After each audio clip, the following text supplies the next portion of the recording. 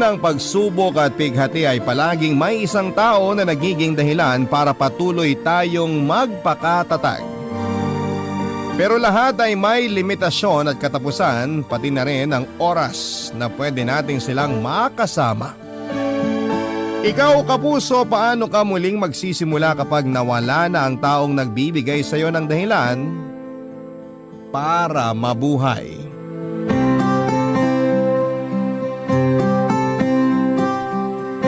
Dear Papa Dudut, may mga relasyon na sa sobrang tagal na ay minsan ay pinalalamig na lamang ng panahon. Hanggang sa unti-unti ay hindi nyo na halos maramdaman ng unang dahilan kung bakit nagsimula ang relasyon ninyo. At tanging panghihinayang na lamang ang dahilan kung bakit nagpapatuloy pa ang lahat sa pagitan ninyong dalawa. Panghihinayang at responsibilidad na lamang ang tanging kinakapitan para pareho kayong hindi bumitaw sa lumalabo ng relasyon. Hi Papa Dudut, ako nga pala si Ella, isang online seller ng pabango. 32 years old na ako sa ngayon at nakatira dito sa Marikina. Matagal na rin po akong tagapakinig nitong inyong programang Barangay Love Stories. Hindi ko na nga po mabilang kung ilang beses akong naiyak sa mga sulat na inyong binabasa. Bukod sa mababaw talaga, ang mga luha ko ay talaga namang nakakaantig ng damdamin ng kwento ng ating mga kabarangay na nagpapadala ng kanilang mga sulat. Kaya naman nag-decide ako na ibahagi din ang kwento ko sa araw na ito. Papa Dudut, first boyfriend ko ang asawa kong si Joe. Pakiramdam ko nga ay siya talaga ang soulmate ko. Pareho kasi kami ng zodiac sign at magkasunod ang araw ng birthday namin, tapos marami ang nagsasabi na magkahawig na raw kaming dalawa. Noon pa man ay naririnig ko na rin na kapag magkamukha daw ang magkarelasyon, sila rin daw ang nagkakatuluyan. At yun nga ang nangyari sa aming dalawa, Papa Dudut.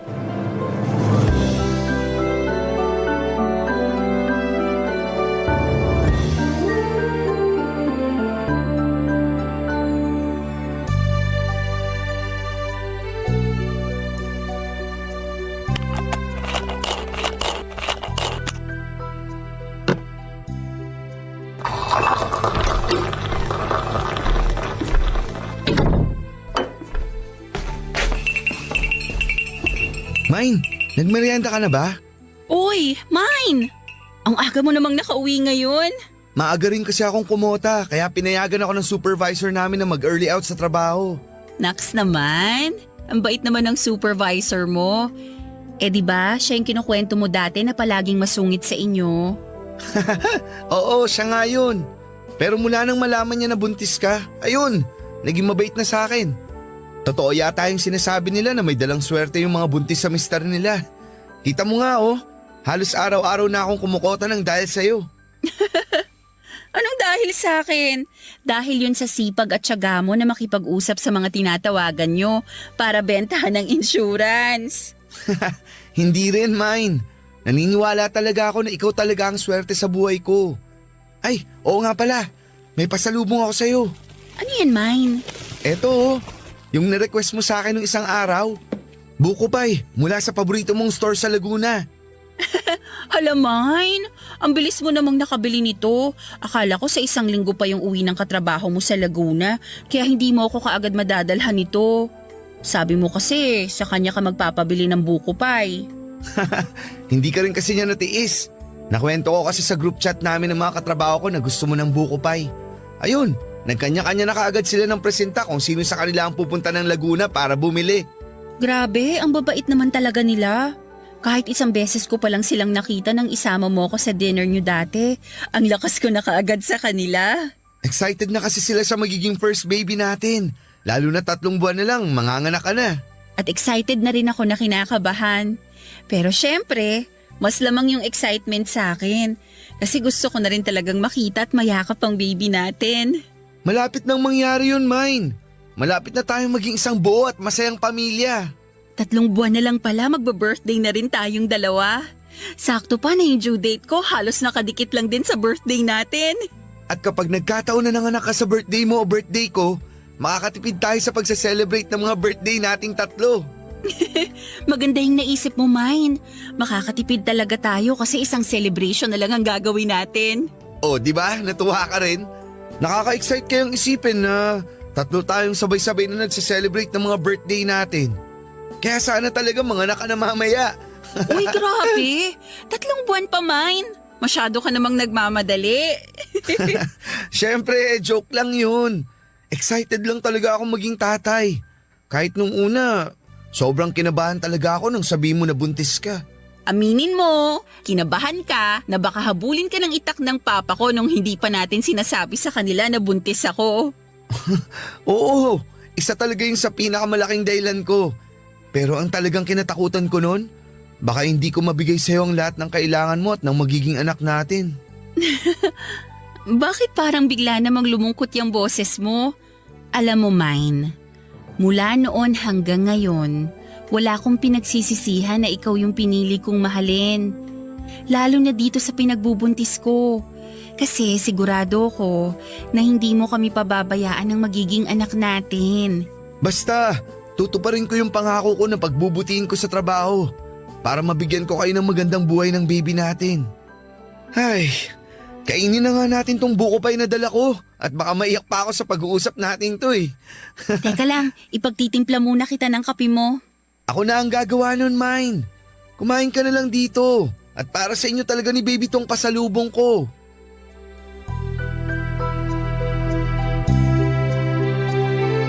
Papadudot, nasa second year college ako at third year naman si Joe nang mabuntis niya ako. Pero hindi siya nagdadalawang isip na panagutan ako noon dahil nasa tamang edad na rin kaming dalawa. Nagkasundo mga magulang naming pareho na ipakasal na kami sa isa't isa na hindi namin tinutulan pa. Pareho ring may kaya ang pamilya namin at gusto sana nilang magpatuloy muna sa pag-aaral si Joe pero siya na rin ang nag-decide na huminto na lamang para magtrabaho. Kinuha naman kami ng malilipatang bahay ni na Daddy na mura lamang ang upa at binigyan nila ako ng puhunan para makapagsimula ng online business ko na pabango. Si Joe naman ay nakapasok din kaagad ng trabaho sa isang insurance company. Naging maayos ang unang mga buwan ng pagsasama namin bilang mag-asawa. Kahit nakabukod na kaming dalawa sa mga magulang namin ay inaalalayan pa rin nila kami kaya hindi kami gaanong nahihirapan sa buhay. Hanggang sa maipanganak na nga namin ang anak ko sa mismong kaarawan ko. Iba pala talaga kapag may anak ka na, Papa Dudut. Kasi parang doon pa lamang talaga nag-uumpisa na nararamdaman namin ni Joe na kailangan na naming maging totoong responsable sa mga bawat kilos namin. Noong umpisa ay magaan pa kahit papaano ang lahat sa aming tatlo ni Joe at ng anak naming si Maricel. Kaya lang habang lumalaki si Maricel at lumalaki rin ang mga gastusin, doon na nag-umpisa ang pagtatalo namin ng asawa ko. Tungkol sa mga gastusin, gawaing bahay, oras para kay Maricel at kung ano-ano pang bagay na minsan ay parang wala na masyadong sense na pagtalunan pa, Papa Dudut.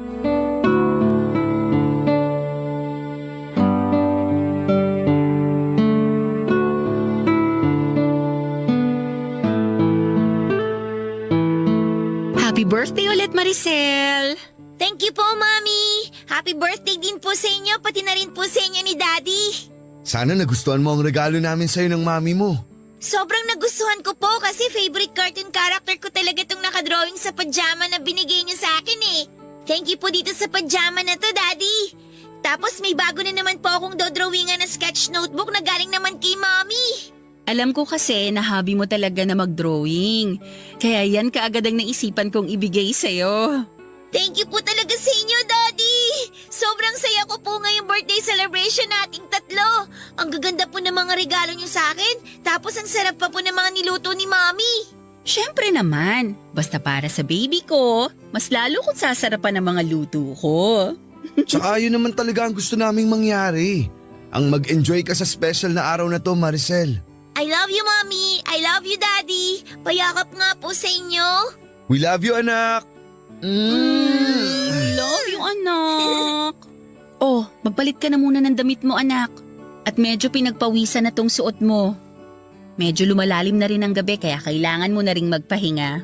Sige po, papasok po muna ako sa kwarto ko para makapagpalit po ako ng pantulog ko. Okay, sige anak. Mabuti naman na tumabot ka pa sa birthday celebration ng anak natin. Akala ko ba tapos na tayo sa topic na yan? Nagsorry na nga ako kanina, di ba?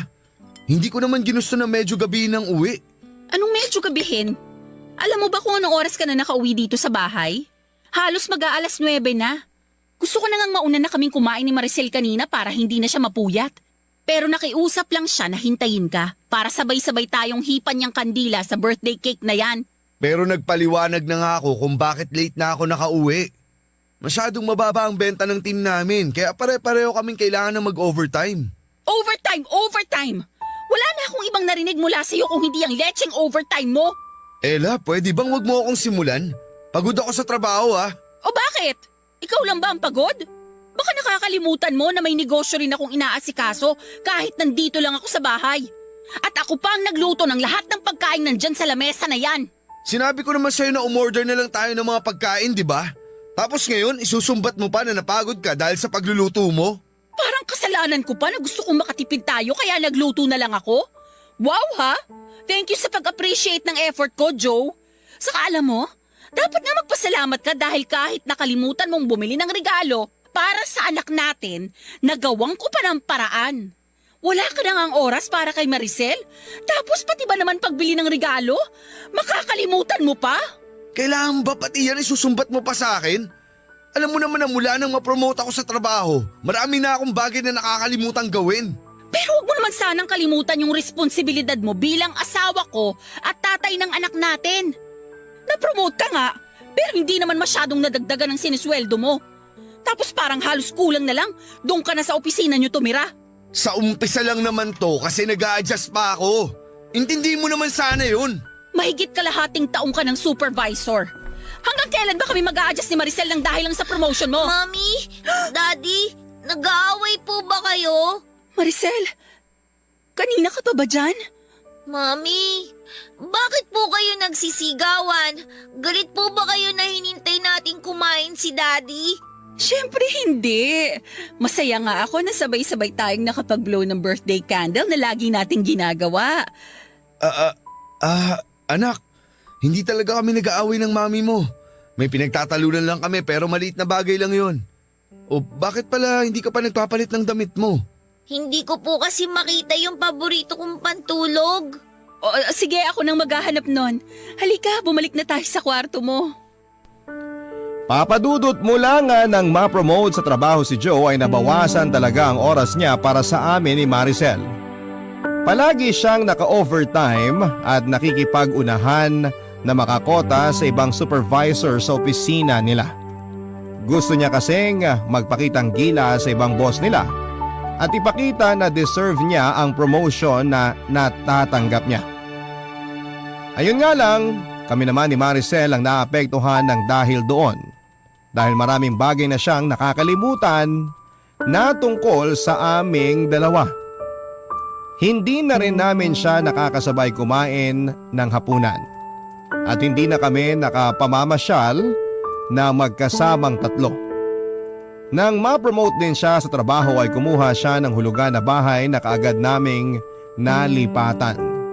Kaya dumagdag yon sa mga gastusin namin, Papa Dudut. Pareho po kaming nagdoble kayod sa trabaho. Lumalaki na rin kasi talaga ang mga gastusin namin para kay Maricel. Pero ginawa ko ang lahat para maging responsable pa rin na ilaw ng tahanan. Bagay na hindi nasabayan ng asawa ko. Masyado siyang nag-focus sa trabaho niya na madalas ay dinadala niya hanggang sa bahay namin, Papa Dudut. Wala na nga siyang oras para kay Maricel. Tapos, madalas pang mainit ang ulo niya sa amin na mag-ina niya, Papa Dudut. Ang mga kwento ng pag-ibig, kwento ng buhay at kwento ng pag-asa. Nasa Spotify na Barangay Love Stories. Pakinggan kahit kailan, kahit saan. Barangay Love Stories sa Spotify. Kinig na, kabarangay! Sean, ang asawa kong si Joe.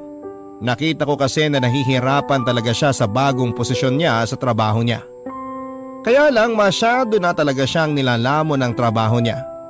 Kahit 2 taon na siya noon na supervisor, lalo lang lumala ang ugali niya na pagiging workaholic. Kaya naman mas lalo ring lumala ang mga pagtatalo naming mag-asawa. Papadudot hindi nagtagal ay nagdesisyon na kami ni Joe na maghiwalay na lamang. Ang dahilan namin ay hindi na lang tungkol sa pagiging workaholic niya. Mas dumami ang bagay na pinagtatalunan naming dalawa. Simpleng ulam lang sa lamesa ay nagsisigawan na kami. Makalimutan niya lamang na magbayad ng bill ng tubig at kuryente, galit na kaagad ako sa kanya. Hindi ko lang nalabhan ang isusuot niyang pantalon, nasisigawan na niya kaagad ako. Marami pa kaming bagay na hindi na pagkakasunduan sa bahay, Papa Dudut. At lahat yon ay maliit na bagay lamang talaga na para bang kami na rin ang nagpapalaki ni Joe. Kaya naman humantong na talaga kami sa paghihiwalay, Papa Dudut. Si Joe ang umalis sa bahay namin pero patuloy siya sa pagbibigay ng financial support para kay Maricel. Tinulungan naman ako ng parents ko na ipagpatuloy ang paghuhulog sa bahay na tinitirhan namin ni Maricel. At dahil matalinong bata ang anak ko, naiintindihan naman niya ang nangyayaring hiwalayan namin ng daddy niya. Ayun nga lang, habang tumatagal ay unti-unti rin siyang nahihirapan. Dahil lang kinalakhan niyang masayang pamilya ay bigla na lamang nawasak, Papa Dudut.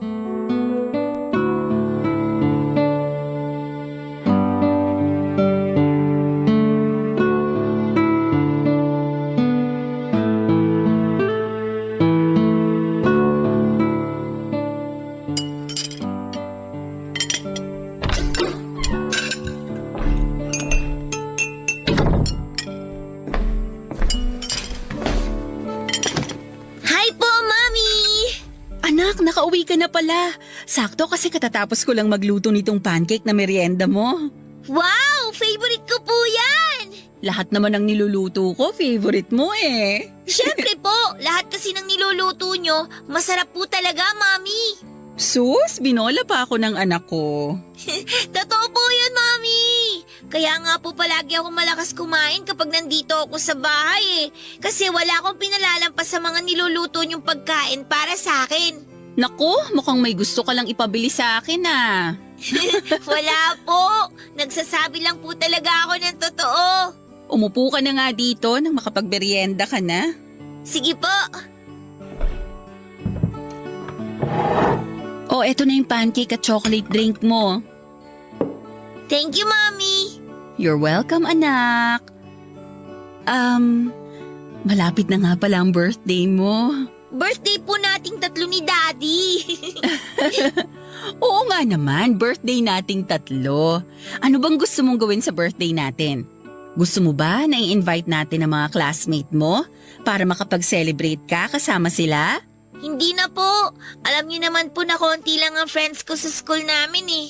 Eh di yung mga friends mo na lang ang invite natin. Busy po sila sa araw na yon. Ah, ganun ba? O sige, ipagluluto na lang kita ng paborito mong carbonara kahit wala tayong bisita. Yay! Sige po, Mommy! At saka para mas maging espesyal pa ang birthday mo, ano gusto mong regalo? Sabihin mo lang sa akin at ibibigay ko sa iyo yon. Talaga po? Kahit ano pong hilingin ko, bibigay nyo? Oo naman, basta ba kaya kong bilhin eh. Hindi nyo naman po kailangan gumastos sa regalo na gusto ko. Anong ibig mong sabihin, Maricel? Mami, yung gusto ko po sanang regalo sa birthday ko, yung makapag-celebrate po ulit tayong 3 ni na Daddy ng magkakasama kagaya ng dati. Nung 1 taon po kasi si Daddy ang kasama ko nung birthday niya sa apartment niya. Tapos nung birthday po natin, tayong 2 na lang po yung magkasama dito sa bahay. Maricel, naiintindihan mo naman siguro yung sitwasyon natin ngayon. Pati na rin yung tungkol sa amin ng daddy mo. Opo, naintindihan ko naman po, Mami. Pero baka po mapagbigyan niyo ako na makapag-celebrate ulit tayong tatlo na magkakasama sa birthday natin. Yung sabay-sabay po tayong magbo-blow ng candle ng birthday cake natin. Tapos yayakapin niyo po ako ng mahigpit pagkatapos po nun. Sa totoo lang anak, hindi kasi ako sigurado sa magiging schedule ng daddy mo. Baka hindi rin siya pwede sa araw mismo ng birthday natin. Ganun po ba? Sayang. Miss ko na po kasi talaga yung pagsa-celebrate nating tatlo ng magkakasama eh. Miss ko na po yung mga oras na palagi tayong namamasyal. Kaya sana po mapagbigyan niyo ako sa hiling ko na yon. Kasi yun lang naman po talaga ang... Maricel, bakit? Anong nangyayari sa'yo? Mami, nahihilo po ako. Sumasakit po yung ulo ko. At saka... Oh! Maricel? Maricel, anak! Anak, gumising ka! Papadudod, sobrang nataranta talaga ako nang bigla na lamang mahimatay si Maricel na kaagad kong nasalo nang matumba siya mula sa kinakaupuan niya. Ilang beses ko pang tinapik-tapik ang pisngi niya pero hindi kaagad siya nagkaroon ng malay. At dahil wala naman akong kotse, kaagad ako humingi ng tulong sa mga kapitbahay namin para madala sa ospital ang anak ko. Mabilis ding nakarating doon si Joe nang tawagan ko siya. Nung una, sinabi ng doktor na anemic ang anak namin pero may mga test pa raw sila na kailangang gawin para sa kanya. At pagkalipas ng ilang araw, napahaguluhol na lamang ako nang malaman namin ang resulta ng mga test na yon, papadudot. Merong stage 3 leukemia ang anak naming si Maricel. Papadudot, sinabi ko sa mga doktor na gawin nila ang lahat para gumaling ang anak namin ni Joe kaya sinimula na kaagad ang mga therapy na kailangan para sa kanya. Pero mabilis na raw na kumalat ang cancer cells sa iba't ibang bahagi ng katawan ni Maricel at doon na nga nagsimulang manghina ang anak namin. Nakita ko pa rin na pilit niyang nilalabanan yon.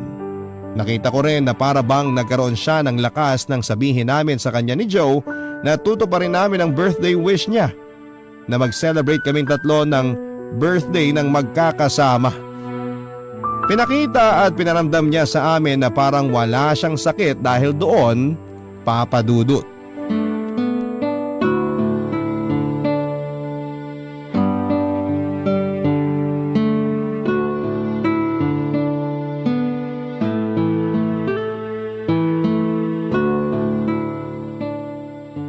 Oh Maricel, ready ka na bang hipa natin ng daddy mo ang candle dito sa birthday cake natin?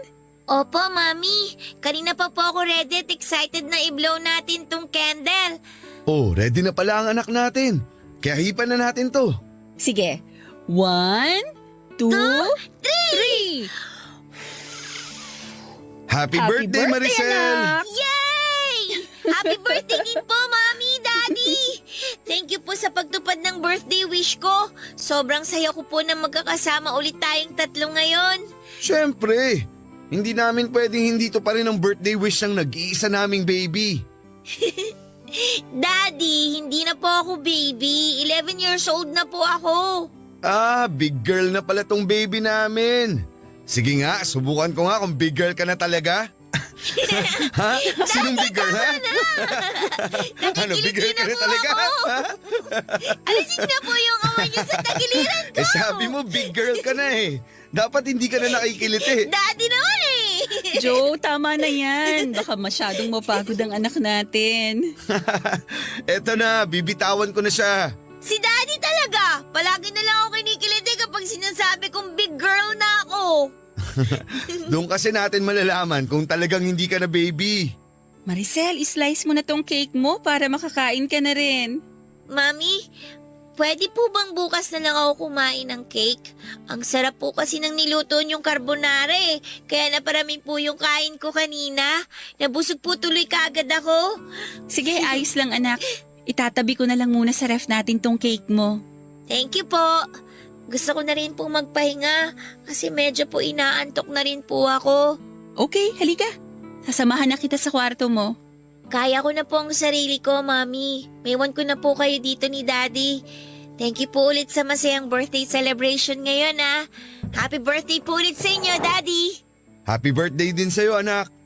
Papasok na po muna ako sa kwarto.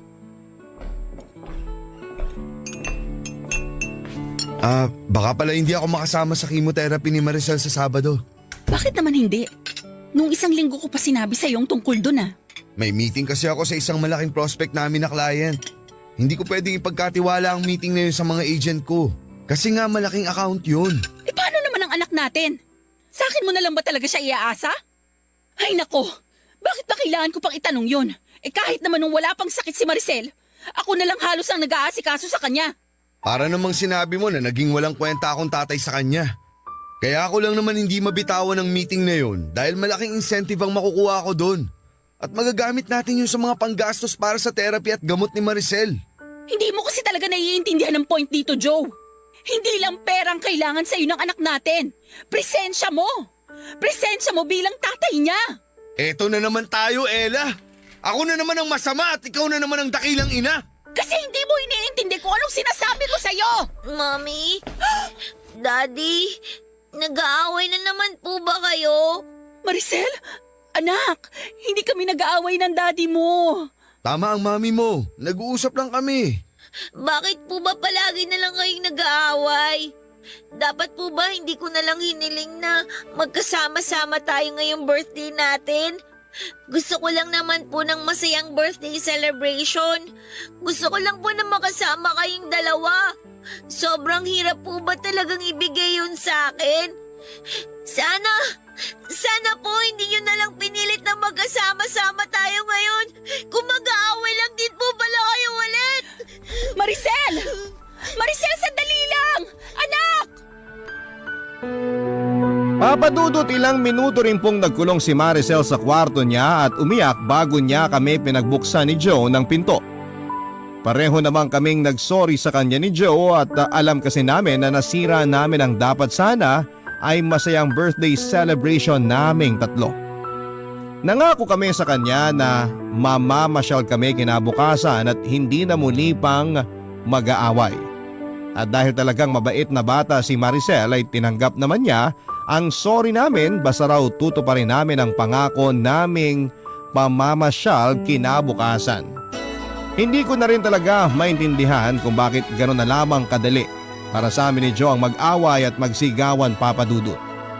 Magsisimula sa simpleng pagkatalo na mauuwi sa walang katapusan na sumbatan.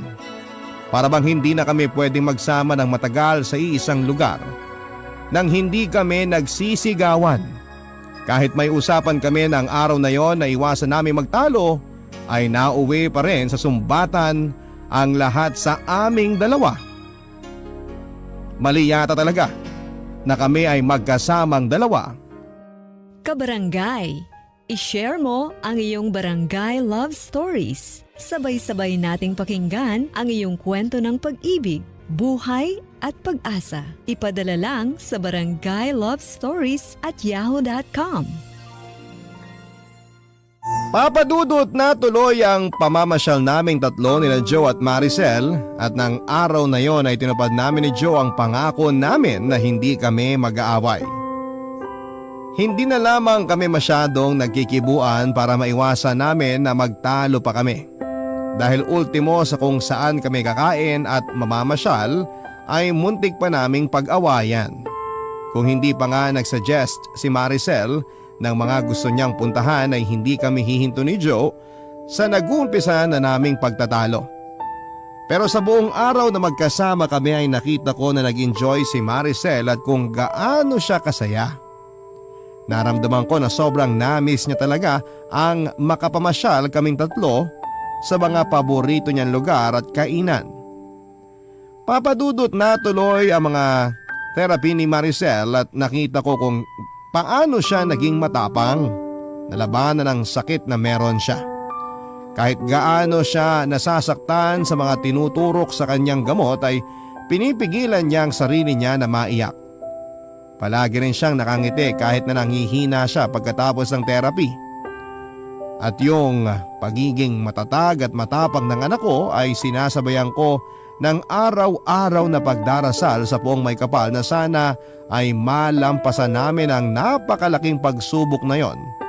Na sana ibigay na lamang sa amin ni Maricel, na sana ipagalingin niya ang anak ko, na sana ay makasama pa namin siya ng mas mahaba pang panahon. Kaya nga lang Papa Dudut, bigo ako. Dahil pagkalipas ng halos 1 taon, sinabi ng doktor na umakyat na sa stage 4 ang cancer ni Maricel at binigyan na rin ng taning ang buhay niya. Hindi ko po yun natanggap at patuloy akong nananalig noon na gagaling ang anak ko, na magkakaroon ng himala at sasabihin ng doktor na wala ng cancer ang anak ko, Papa Dudut.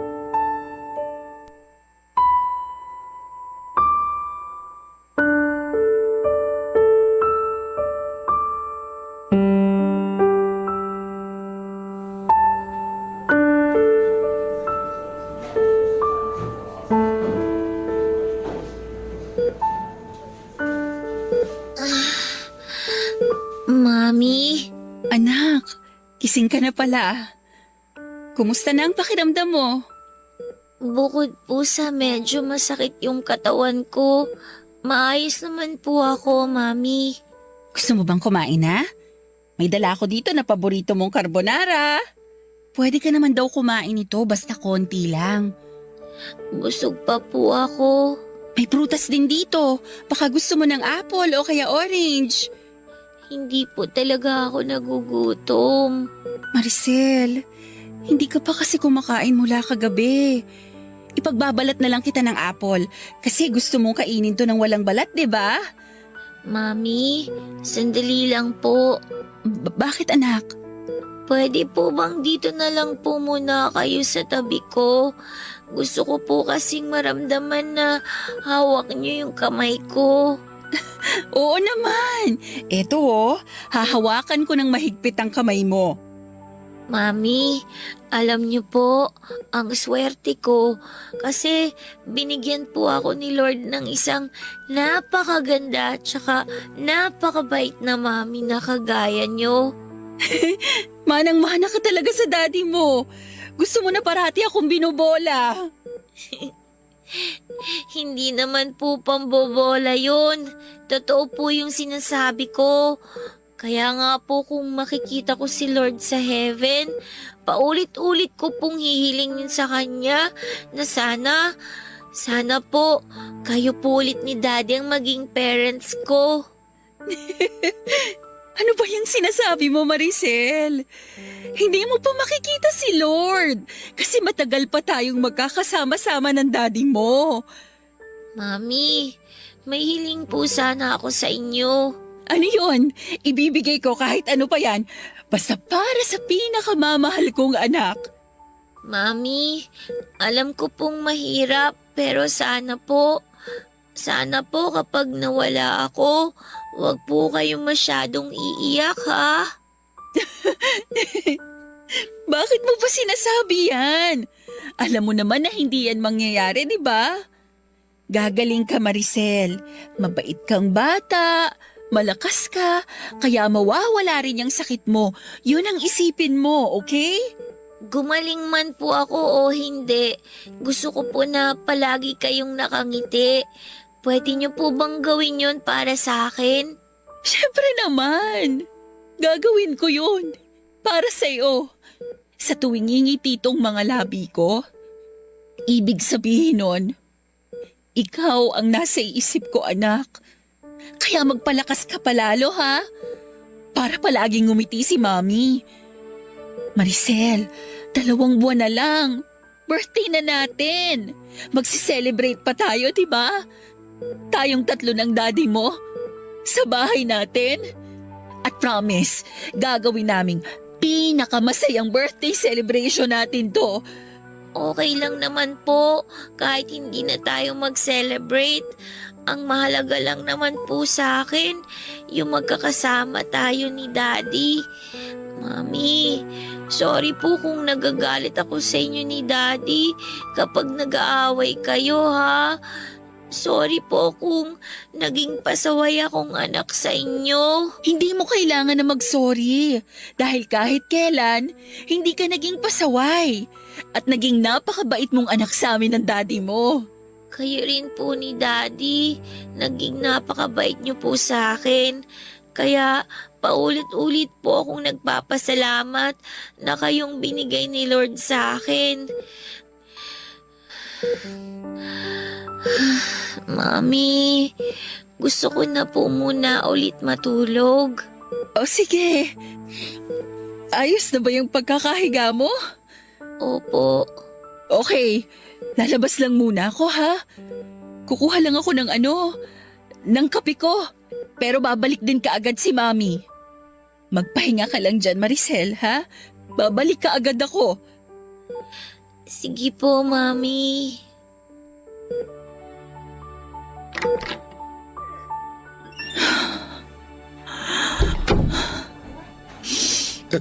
Ella, bakit ka umiiyak? Si Maricel kasi parang nagpapaalam na siya sa akin kanina. Malakas pa ang anak natin. Alam ko na makakasama pa natin siya ng mas matagal. Joe, hindi ko kayang mawala ang anak natin. Hindi ko kayang mawala si Maricel sa akin. Hindi ko kaya. Hindi ko kaya. Magpakatatag ka lang, Ella. Kailangan natin kayanin to, lalo na ngayon. Hindi tayo pwedeng makita ni Maricel na pinanghihinaan ng loob. Kailangan niya tayong dalawa ngayon. Kaya please, alam ko na may hirap pero kailangan nating katagan ng loob natin para kay Maricel. Papa Dudut, pakiramdam ko noon ay pinaparusahan kami ni Joe ng puong may kapal dahil pareho kaming hindi naging mabuting asawa sa isa't isa. Hindi namin natupad ang pangakong binitawan namin sa altar, Papa Dudut.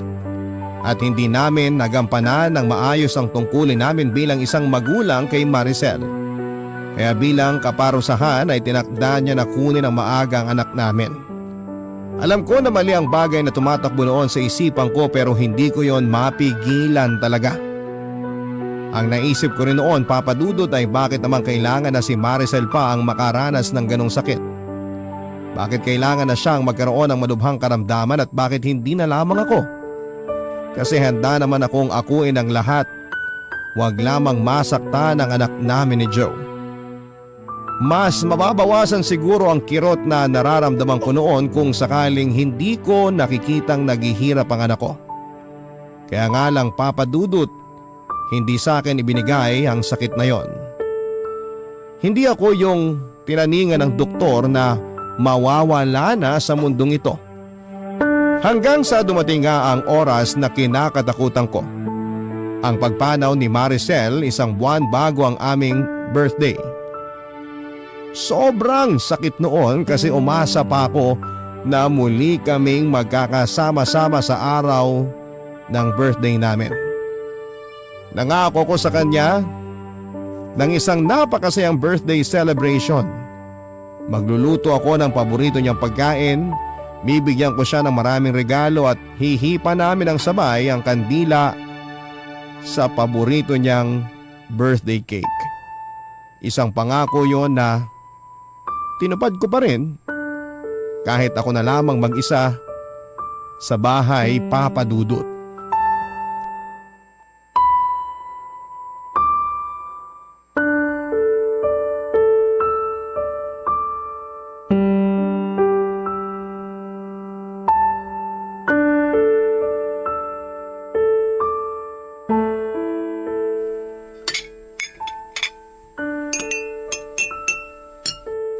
Ayos na siguro itong mga pagkain na nandito sa lamesa.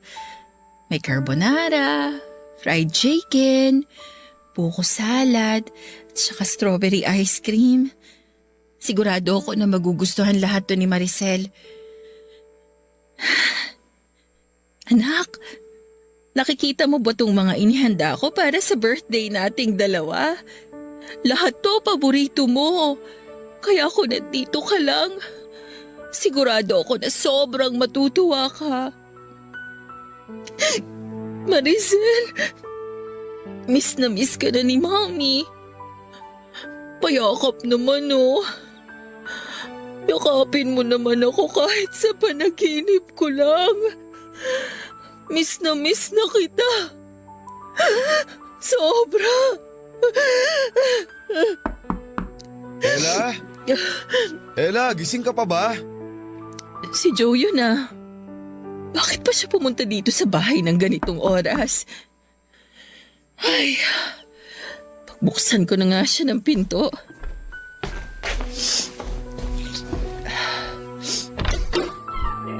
Happy birthday!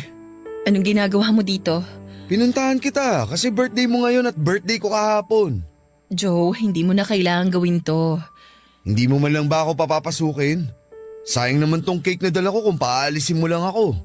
Isa pa, hindi rin ako nakapag-celebrate ng birthday ko kahapon.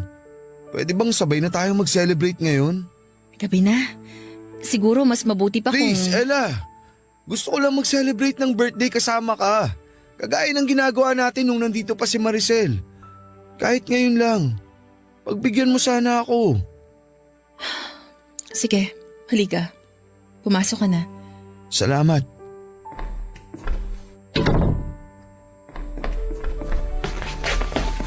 Oh, naganda ka rin pala dito ng mga pagkain. Ikaw ba ang nagluto ng mga to? Oo. Paborito lahat to ni Maricel.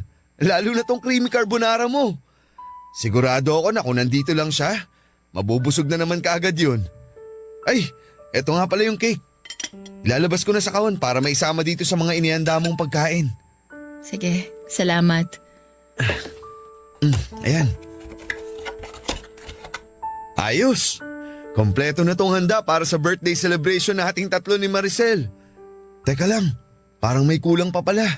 Anong ginagawa mo? Sisindihan ko tong kandila dito sa cake natin. Hindi mo naman na kailangan gawin yan, Joe. Hindi kompleto ang birthday celebration na to kung hindi natin sabay hihipan ng kandila na nandito sa ibabaw ng cake. Pero wala na nga si Maricel. Hindi mo ba talaga yun naiintindihan? Wala nang dahilan.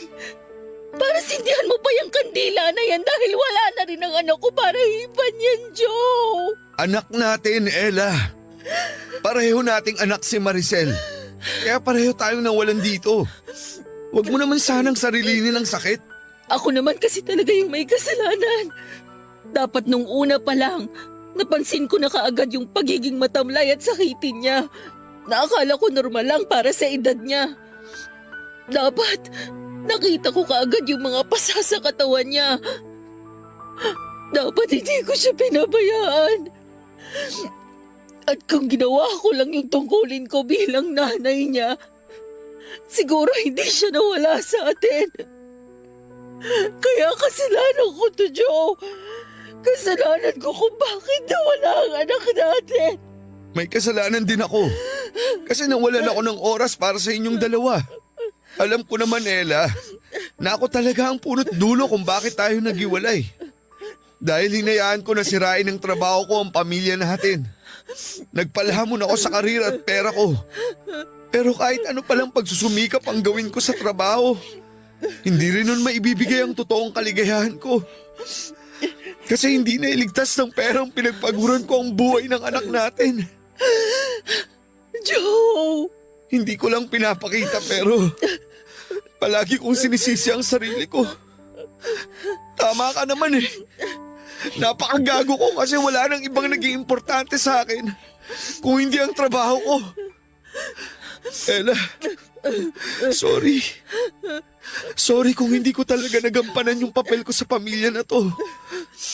Sorry kung napabayaan ko kayo ng anak natin. Pero please, hayaan mo akong bumawi sa'yo.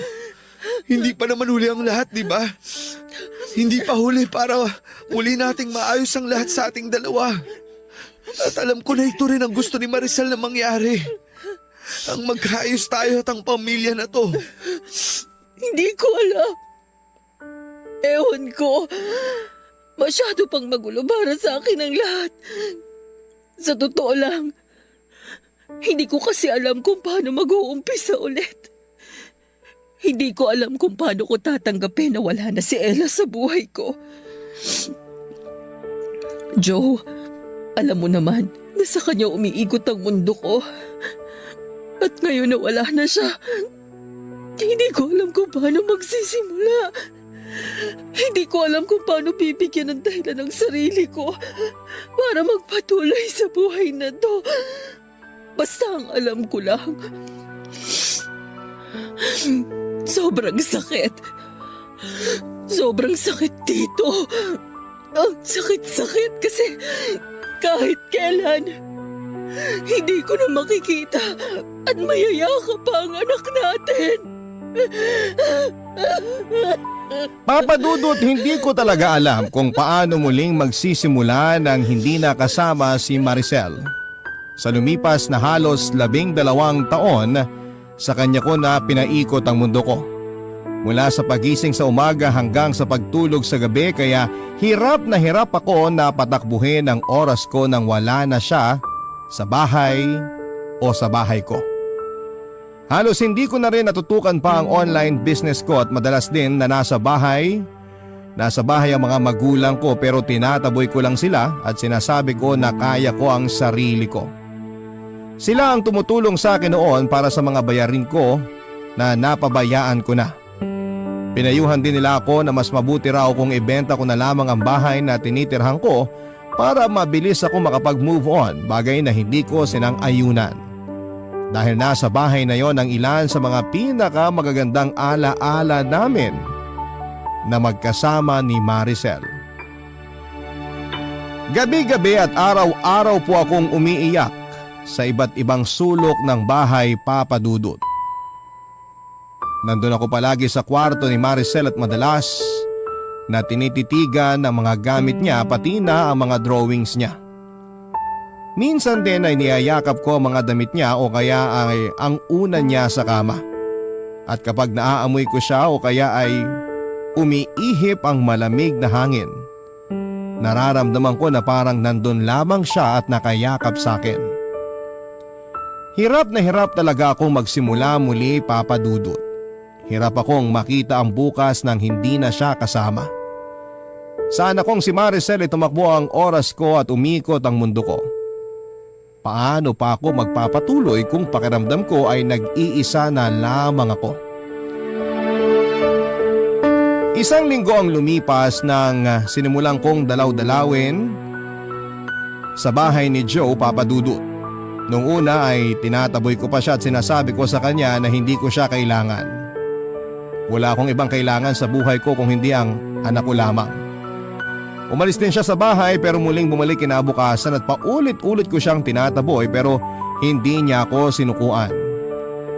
Sinabi niya na palagi lang siyang nandyan para sa akin. Sila na mga taong nagmamahal sa akin. Sinabi niya rin na kailangan kong magpakatatag hindi lamang para sa sarili ko kung hindi para na rin kay Maricel. Sigurado raw siya na nalulungkot ang anak namin kasi nakikita niyang patuloy akong nahihirapan sa pagkawala niya. Hanggang sa hindi ko na nga napigilan ang sarili ko na maiyak sa kanya. Tama naman kasi si Joe sa lahat ng mga sinabi niya. Mas lalo ko lang pinahihirapan ang anak naming si Maricel kung patuloy akong magkukulong sa kalungkutan. Papa Dudut, nagkabalikan din po kami ni Joe hindi lamang dahil sa awa kung hindi dahil sa mas naiintindihan na namin ang isa't isa. Sa pagkawala ng anak namin ay pareho kaming maraming na-realize ng asawa ko. Ang relasyon ay hindi natatapos sa pagtupad ng isang obligasyon, kung hindi sa pagpapakita at pagpaparamdam ng walang katapusang pagmamahal sa gitna ng mga pagsubok na dumarating sa ating buhay. Maraming salamat po sa pagpili at pagbabasa ng sulat ko, Papa Dudut, at sa mga kagaya ko na minsang nawala ng minamahal sa buhay. Piliin nating maging matatag. Totoong madali itong sabihin at mahirap gawin. Pero palagi na lang nating isipin na para makausad tayo mula sa kalungkutan ay kailangan natin ng isang may mga tao pa rin na natitira para magbigay sa atin ng lakas at magparamdam ng kanilang pagmamahal. Ang inyong forever kapuso at kabarangay, Ella. Barangay Love Stories.